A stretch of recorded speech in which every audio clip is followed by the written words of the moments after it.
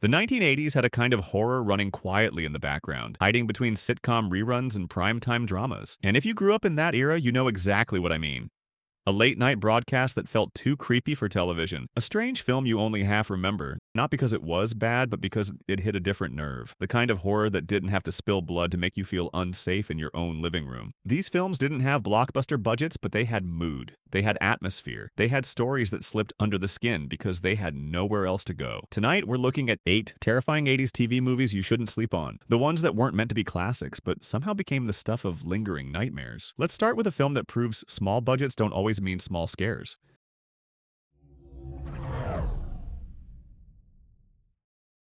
The Woman in Black is one of the most chilling ghost stories ever made for television. Released in 1989 for ITV, a quiet, fog-drenched nightmare that relies on mood over spectacle and dread over jump scares. Adrian Rollins stars as Arthur Kidd, a young solicitor sent to a remote coastal village to settle the estate of a reclusive widow. The townspeople avoid his questions. The marshes swallow sound, and the abandoned house he's sent to investigate seems frozen in grief. Then he sees her. A pale woman dressed in black, standing perfectly still, watching from the shadows as if she's been waiting decades for someone to notice her. This adaptation captures everything terrifying about isolation. The feeling of being observed, the tension of knowing you're not alone in a room even when you can't see who's with you. And the sound design, the creaking boards, the rattling nursery toys, feels personal, like the house is trying to speak. But it's the infamous nursery sequence that seals this film's reputation. No gore, no special effects, just a slow, suffocating escalation of dread that leaves viewers breathless even today. Some hauntings arrive loudly. This one shows up like a whisper and never leaves. The Woman in Black proves that sometimes the scariest ghosts don't scream. They just stand there and stare.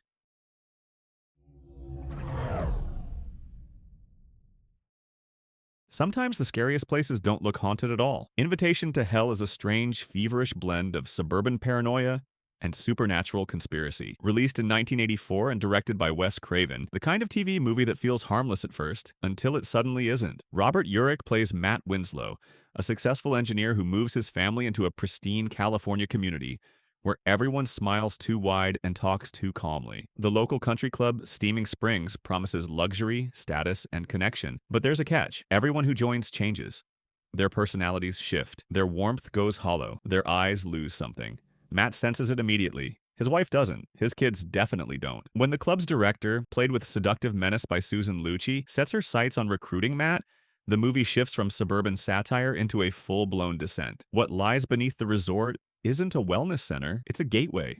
A literal one. Craven leans into dreamlike visuals, crimson lighting, and eerie silhouettes to sell the idea that the club isn't just exclusive, it's predatory. Watching Matt try to hold on to his family while an entire community attempts to assimilate them gives the film a pressure cooker intensity. Invitation to Hell is bizarre, a little campy, and unsettling in that unmistakably 80s TV way. It taps into one primal fear. What if the place everyone wants to belong to is the last place you should go?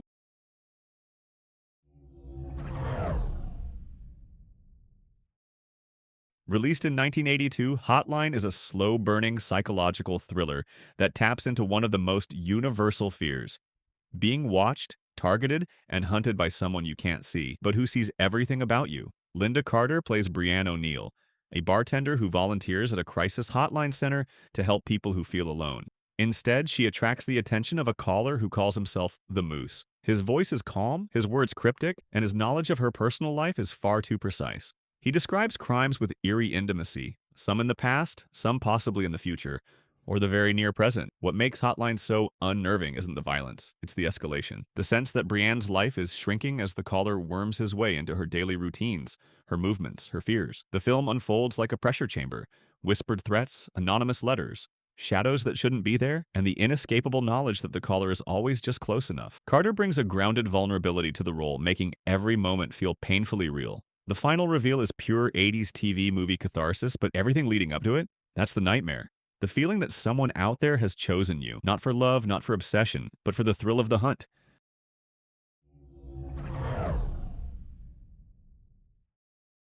Danger doesn't always come from what you bring on board. Sometimes it's what you dig up.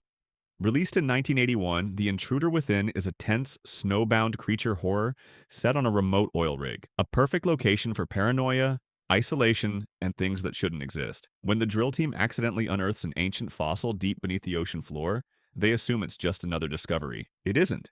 What they bring on board begins to change. It shifts, it grows, and it adapts in ways no one expects. The crew members slowly realize they're trapped miles from land with something that isn't human, something smart enough to hide and vicious enough to kill without hesitation. The film leans heavily into atmosphere. The creature itself, part fossil, part nightmare, evolves in stages, each transformation more grotesque and unpredictable. It stalks the crew through narrow hallways and pitch-black service shafts, picking them off with the terrifying efficiency of something that's been waiting centuries to return. What makes The Intruder Within stand out is its tone.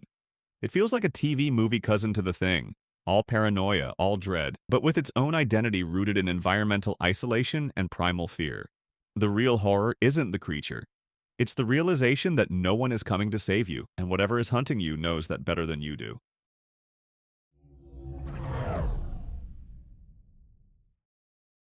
A city without power is unsettling.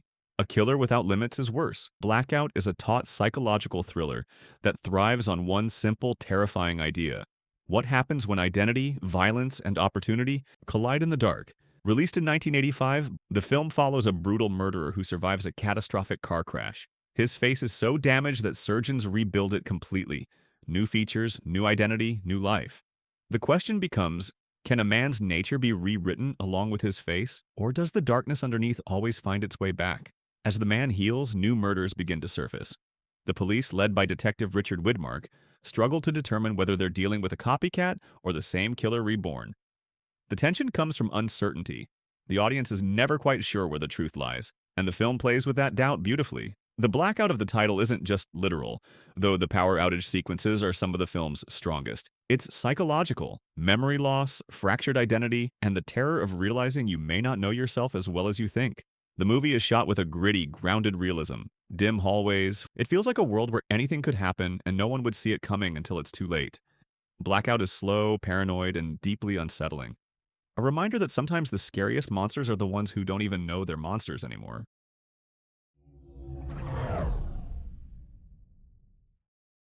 Some towns whisper warnings. Others drown them in the tide. Released in 1982 and based on John Saul's novel Cry for the Strangers, is a seaside nightmare wrapped in fog, superstition, and the sense that something ancient is stirring beneath the cliffs. It's the kind of TV movie that feels gentle at first. Quiet coastal homes, friendly faces, waves rolling against the shore, until night falls, and the town reveals the truth it's been hiding.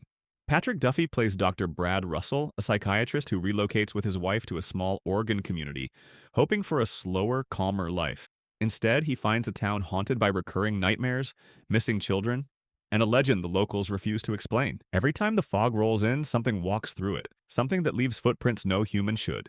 Duffy brings warmth and sincerity to the role, which makes the unraveling mystery feel even heavier. And the supporting cast, nervous townspeople, evasive officials, and children who refuse to go near the beach, create an atmosphere thick with unspoken fear. The film's strength lies in its creeping dread, figures glimpsed on cliffs and forgotten by morning.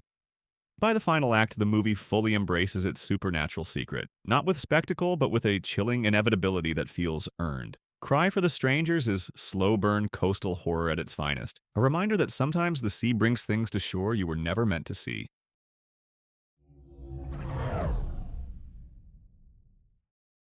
Some roads lead you home.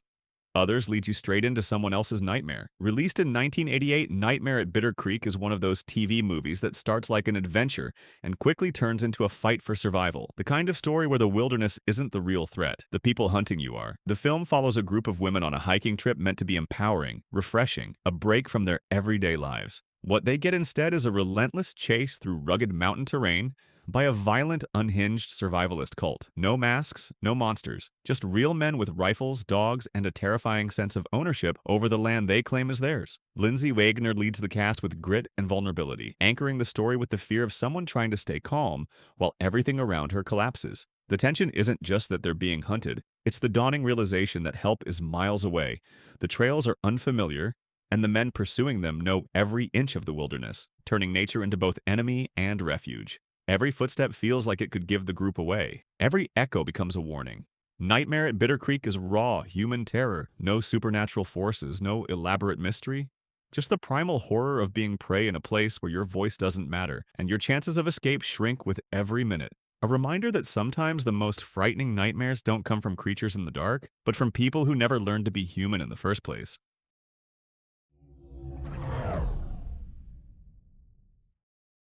Grief leaves cracks in the mind, and sometimes something slips through. The Haunting of Sarah Hardy is a moody, gothic psychological thriller that feels like a ghost pressing its hands against the windows of your memory. You're never sure if you saw something or if you only think you did. Released in 1989, Sella Ward plays Sarah Hardy, a woman recovering from the death of her mother and attempting to rebuild her life with a new marriage and a fresh start. But her past lingers like a cold draft. Strange sounds echo through her renovated Oregon mansion. Soft footsteps, whispered voices, the kind of noises old houses make when they're remembering something they shouldn't. As Sarah tries to settle into her new life, she begins losing time.